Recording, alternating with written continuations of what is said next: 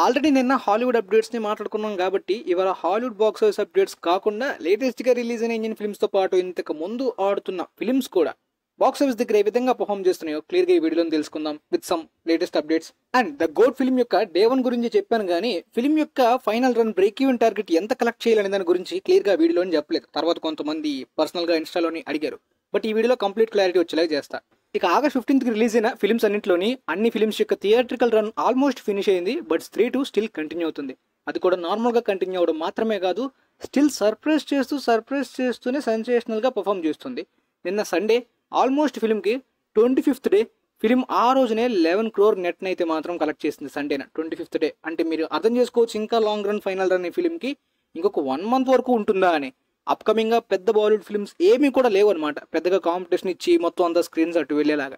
కాబట్టి స్త్రీ 2కి అంతవరకు final run full run complete freedom దొరికింది. ఇది చాలా చాలా రేర్గా జరుగుతుంటుంది. కంటెంట్ అండ్ ఫిల్మ్ యొక్క కమర్షియల్గా వర్క్ అవడం వేరు, ఇంత ఫుల్ రన్ ఫ్రీడమ్ దొరకడం అనేది చాలా లక్ అని చెప్పొచ్చు. ఇదంతా కూడా వర్క్ అయ్యి సినిమా ఖచ్చితంగా ఇండస్ట్రీ పెట్టే అవకాశం చాలా చాలా ఉన్నాయన్నమాట. ఎందుకంటే మీరు చూసుకున్నట్టయితే సండేనే ఆ రేంజ్లో కలెక్ట్ చేసిందంటే ఇంకా ఫైనల్ రన్లోని ఇండస్ట్రీ చాలా ఈజీ.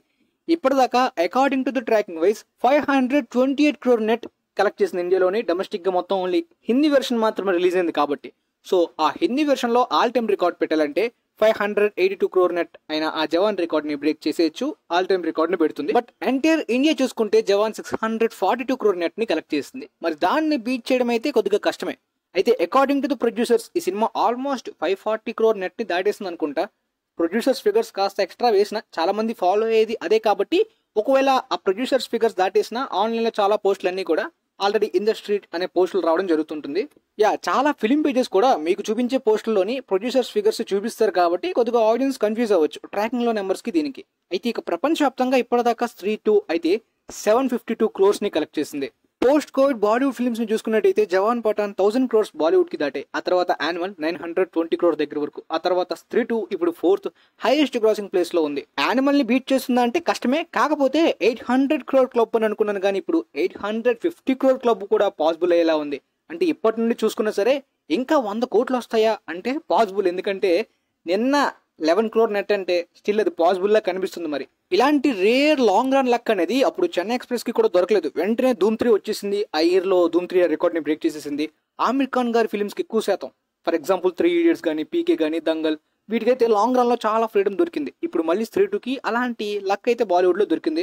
అలానే మధ్యలో బజరంగి భాయిజాన్ కి కూడా అప్పట్లోనే లాంగ్ రన్ లక్ చాలా వరకు దొరికింది అనమాట. కాకపోతే ఆ సినిమా ఇండస్ట్రీ పెట్టలేకపోయింది, డొమెస్టిక్ గా పెట్టలేకపోయినప్పటికీ తర్వాత ఇంటర్నేషనల్ గా అండ్ సెకండ్ పేజ్ రిలీజ్ లోని ప్రపంచవ్యాప్తంగా బాగా కలెక్ట్ చేసింది అది. ఆ తర్వాత సరిపోదా శనివారం అయితే మాత్రం నానికి హ్యాట్రిక్ హిట్స్ గా దొరికాయి, దసరా, ఆయన అండ్ ఇప్పుడు ఇది. అంటే ఇంతకు వరకు చూసుకున్నట్టయితే బిజినెస్ ఈ ఫిల్మ్ కొద్దిగా తక్కువ చేయడం అనేది మంచిదని చెప్పొచ్చు. ఎందుకంటే డబుల్ స్మార్ట్ లాంటి ఫిల్మ్స్ కి కూడా ఎక్కువ బిజినెస్ చేసి డిస్ట్రిబ్యూటర్స్ కానీ చాలా వరకు లాస్ అవుతున్నా కూడా ప్రొడ్యూసర్స్ డైరెక్టర్స్ పట్టించుకోక గొడవలు అవడం ఇలాంటి పెంట కన్నా తక్కువ బిజినెస్ చేసుకొని వచ్చిన ప్రాఫిట్స్ ని తీసుకోవడం అనేది చాలా బెటర్. ఇది ఒక కమర్షియల్ ప్రాజెక్ట్ గా ప్రమోట్ చేసుకున్నారు. ఆన్లైన్ లో ఆఫ్లైన్ లో బజ్ కూడా చాలా వరకు కనిపించింది, ఆ విధంగా అనిపించింది. మరి నాకు చూస్తారు జనాలు ఎక్కువ శాతం అని చెప్పి ఆ రేంజ్ లో ఆల్ టైమ్ రికార్డ్ టైర్ 2లో పెట్టలేనప్పటికీ డబుల్ స్మార్ట్ కన్నా బజ్ ఎక్కువ ఉన్న ఈ సినిమా తక్కువ బిజినెస్ చేసింది, మంచిది. బట్ ఆ పూరి జగన్నాథ్ గారు ఇంతకు ముందు లైగర్ తోటి డిస్ట్రిబ్యూటర్స్ తోటి చాలా గొడవలు పెట్టుకుని కూడా మళ్ళీ దీంతో టాలీవుడ్ లో one of the biggest disasters అనే రేంజ్ లాస్ ని పెట్టుకున్నారు. ఆ రేంజ్ బిజినెస్ చాలా ఫిల్మ్స్ రీసెంట్ టైమ్స్ లో జరుగుతున్నాయి. అంటే వాటి రేంజ్ కి కాకుండా ఎక్కువ బిజినెస్ చేయడం వల్లనే చాలా వరకు ఫెయిల్యూర్స్ చూస్తున్నారు. చాలా మంది డిస్ట్రిబ్యూటర్లు నష్టపోవడానికి కారణం ఇదే అనమాట. మరీ ముఖ్యంగా ఆంధ్రప్రదేశ్ లోని పెద్ద పెద్ద ఫిల్మ్స్, మంచి టాక్ వచ్చిన ఫిల్మ్స్, కల్కి లాంటి, సలార్ లాంటి రివ్యూస్ అన్ని టాలీవుడ్ లో పాజిటివ్ రివ్యూస్ వచ్చిన సినిమాలు కూడా బ్రేక్ ఈవెన్ అవ్వలేకపోతున్నాయి. సో మరి ఈ సినిమా కూడా ఎక్సెప్ట్ ఆంధ్ర అన్ని ఏరియాస్ లోని బ్రేక్ ఈవెన్ అయితే అయిపోయిందంట. ఇప్పటిదాకా ప్రపంచవ్యాప్తంగా ఈ సినిమా 85 crores ని కలెక్ట్ చేసింది. మరి 100 crores కష్టంలానే ఉంది. ఆ తర్వాత goat greatest of all time సినిమా అయితే బ్రేక్ ఈవెన్ అయిపోవడం ప్రపంచవ్యాప్తంగా పాసిబుల్ అన్నట్టు నాకు డే 1 కనిపించింది. నేను సినిమా చూసి జడ్చడం కాదు, సినిమా ఎలా ఉందో మనకు తెలియదు, కానీ తమిళనాడులో మాత్రం కొంతవరకు రెస్పాన్స్ చూసుకున్నట్టయితే లియో రేంజ్ లో ఉంది. హోల్డ్ కూడా ఈ సినిమాకి డే 2, డే 3 అండ్ డే 4 మరి ముఖ్యంగా మండే రోజు కూడా లియో కన్నా ఈక్వల్ గా దానికి మించి ఉందన్నమాట. తమిళనాడులో ఎల్సియు హైప్ వల్లనే లియో ఆ విధంగా ఆడింది అని చాలా మంది అనుకున్నారు. బట్ ఈ ఓపెనింగ్ వీకెండ్ బట్టి మనం చూసుకున్నట్టయితే మండే వరకు అర్థం చేసుకోవచ్చు లియో లాంటి ఎల్సియు హైప్ లేదు, డైరెక్టర్ కాంబో హైప్ కూడా లేదు, అండ్ మ్యూజిక్ డైరెక్టర్ కూడా చాలా వరకు డిసప్పాయింట్ చేసినప్పటికీ తలపతి స్టార్డమ్ యొక్క పర్ఫార్మెన్స్ బాగానే పర్ఫామ్ చేస్తుంది. ఓపెనింగ్ 4 days చూసుకున్నట్టయితే లియో కన్నా ఈ సినిమా తమిళనాడులో ఎక్కువ కలెక్ట్ చేసింది. మరి ఫైనల్ రన్ లో ఏంటో తమిళనాడులో ఆల్ టైమ్ రికార్డ్. అంటే ఇండస్ట్రీ కూడా ఇలాంటి సినిమాతోటి, ఇలాంటి కాంబో తోటి, ఇలాంటి బజ్ అండ్ హైప్ లైన్ సినిమాతో కూడా పెడతాడేమో మరి చూడాలి. అండ్ తెలుగు కేరళ అయితే మాత్రం ఫిక్స్. తెలుగులో ముందు నుండి బజ్ లేదు, మిక్స్డ్ రివ్యూస్ ఉన్నాయి, దాంతోపాటు ఫ్లూట్స్ ఇవన్నీ కారణాల వల్ల బ్రేక్ ఈవెన్ అవ్వదు, లాసెస్ పెడుతుంది. కేరళలో రెస్పాన్స్ కూడా చాలా వరకు నెగిటివ్ ఉంది సినిమాకి, కాబట్టి అక్కడ కూడా కష్టం. అలాంగ్ ఇండియాలోని 160 crore గ్రాస్ ని దాటి కలెక్ట్ చేసింది. ఓవర్సీస్ లో కూడా 120 crore గ్రాస్ ని దాటి కలెక్ట్ చేసింది ఈ సినిమా ఇప్పటిదాకా. సలార్, ఫైటర్ లాంటి ఫిల్మ్స్ యొక్క life time overseas box office ని ఈ సినిమా కేవలం ఓపెనింగ్ వీకెండ్ లోనే కలెక్ట్ చేసింది. అంటే కాలీవుడ్ యొక్క ఓవర్సీస్ మార్కెట్ మీద డౌట్ ఉన్న వాళ్ళకి క్లారిటీ ఇవ్వడానికి ఓపెనింగ్ వీకెండ్ తోటి. అంటే ఈ సినిమాకి బజ్ ఓవర్సీస్ లో కూడా ఎలా క్రియేట్ అవుతుంది అంటే డైరెక్టర్ వెంకట్ ప్రభు కన్నా ప్రశాంత్ నీల్ అండ్ సిద్ధార్థానంద్ ప్రపంచవ్యాప్తంగా రికార్డ్స్ పెట్టారు ప్రీవియస్ ఫిల్మ్స్ తోటి. ఈ రేంజ్ ఓవర్సీస్ మార్కెట్ ఉంచుకున్న కాలీవుడ్ లో బిగ్గెస్ట్ మైనస్ పాయింట్ ఏంటి అంటే ఎక్స్పెన్సివ్ ప్రాజెక్ట్స్ ని ప్రయత్నించరు, పెద్ద పెద్ద బడ్జెట్ తోటి మొత్తం అందరినీ టార్గెట్ చేయాలని. బట్ కంగువా తోటి మరి ఎంతవరకు సక్సెస్ అవుతారో చూడాలి. మరి ఫైనల్ రన్ లో ఈ సినిమా 200 crores వరకు కూడా వెళ్తుందా బ్రో? లైక్ లియో లాగా. అంటే triple R range overseas market Leo collect చేసింది, జైలర్కి వచ్చింది, ఇప్పుడు దీనికి కూడా వస్తుంది అంటే చెప్పలేం. మండే నుండి, ఈ రోజు నుండి కంప్లీట్ గా ఓవర్సీస్ లోనే తగ్గచ్చు. మరి అంత హెవీ డ్రాప్ కాదు కానీ స్లో అవ్వచ్చు. బట్ తెలుగు, కేరళ ఆల్మోస్ట్ ఈ రోజు నుండి వాష్అవుట్ అయిపోవచ్చు సినిమాకి. పోతే ప్రపంచవ్యాప్తంగా ఇప్పటిదాకా 4 days కలుపుకుని 282 crores వరకు కలెక్ట్ చేసిన ఈ సినిమా ఫైనల్ రన్ లోని 500 వరకు కూడా వెళ్తుందా లేదా అనేది చూడాలి. కర్ణాటక వాళ్ళు ఇవ్వాల్సింది ఇచ్చారు, మరికొంత ఇస్తారు మహా అయితే అంతే. కానీ తమిళ్ అండ్ ఓవర్సీస్ మీద ఎక్కువ డిపెండ్ ఉందన్నమాట. ఫైనల్ రన్ ఎంతవరకు వాళ్ళ సపోర్ట్ ఉంటుందో అంతవరకు ఈ ఫిల్మ్ లైఫ్ టైమ్ లోని కలెక్షన్స్ కలెక్ట్ చేస్తుంది. బట్ బ్రేక్ ఈవెన్ అవడం చాలా సింపుల్ గైస్. సినిమాకి ఇంకొక 45 crore షేర్ దాటితే ఈ సినిమా బ్రేక్ ఈవెన్ వరకు వెళ్ళిపోతుంది అనమాట. అంటే ఒక 360 crore దాటింది అనుకోండి ప్రపంచవ్యాప్తంగా ఈ సినిమా బ్రేక్ ఈవెన్ ఆల్మోస్ట్ అయిపోయినట్టే. సో ఆ విధంగా ఈ సినిమా ఫైనల్ రన్ లోని ప్రాఫిట్స్ వచ్చే ఛాన్సెస్ చాలా ఎక్కువ. హిట్ అవుతుంది కానీ తమిళనాడులో కానీ లియోని దాటితే ఇండస్ట్రీ కూడా అయిపోతుంది ఈ సినిమా. ఇక అక్షయ్ కుమార్ గారి బర్త్డే సందర్భంగా ప్రియదర్శన్ గారితో ఆయనతో ఉన్న హర్రర్ కామెడీ యొక్క కాంబో ఫిలిం యొక్క పోస్టర్ ని రివీల్ చేశారనమాట. భూత్ బంగ్లా అని రాబోతుంది. వింటేజ్ లో ప్రియదర్శన్ గారు, అక్షయ్ కుమార్ గారి కాంబోలో చాలా హిట్స్ ఉన్నాయి, కామెడీ క్లాసిక్స్ ఉన్నాయి. సో మళ్ళీ అది రిపీట్ అవుతుందా? ఆ ప్రియదర్శన్ గారి డైరెక్షన్ మీద కాంబో హైప్ అయితే ఉంటుంది. అండ్ చాలా వరకు ఇది మ్యాడక్ యూనివర్స్ అనే రూమర్స్ నడిచాయి కాబట్టి కాదని క్లియర్ గా అర్థమైపోయింది పోస్టర్ తోటి, అనౌన్స్మెంట్ తోటి. ఇది స్టాండ్ లోన్ గా ఉండడం బెటర్, ఎందుకంటే స్టాండ్ లోన్ గా ప్రియదర్శన్ గారితో ఒక హిట్ అయితే దొరుకుతుంది. మళ్ళీ స్త్రీ యూనివర్స్ లో కూడా ఎలా ఇంకొక సినిమా హిట్ దొరుకుతుంది కాబట్టి అదొక బోనస్ అవుతుంది అక్షయ్ కుమార్ గారికి.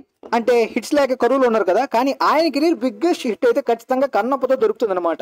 ఆయన ఫేస్ ని రివీల్ చేయలేదు, బట్ శివుడని కన్ఫర్మ్ చేస్తున్నట్టు బర్త్డే పోస్టర్ తో ఒకటి రివీల్ చేశారు. కానీ ఎందుకు రివీల్ చేయలేదు తెలుసా? థియేటర్స్ లోనే చూడాలి, బిగ్గెస్ట్ హిట్ కాబోతుంది కాబట్టి పోస్టర్ లో చూపించకూడదు. మొత్తానికి వేటయాన్ నుండి ఫస్ట్ సాంగ్ రిలీజ్ అయింది. ఇంతవరకు అనిరుద్ మీద చాలా ఫిల్మ్స్ కి సాంగ్స్ సరిగ్గా ఇవ్వట్లేదు, డిసప్పాయింట్ చేస్తున్నాడు అని చెప్పి అది ఇది జరిగింది.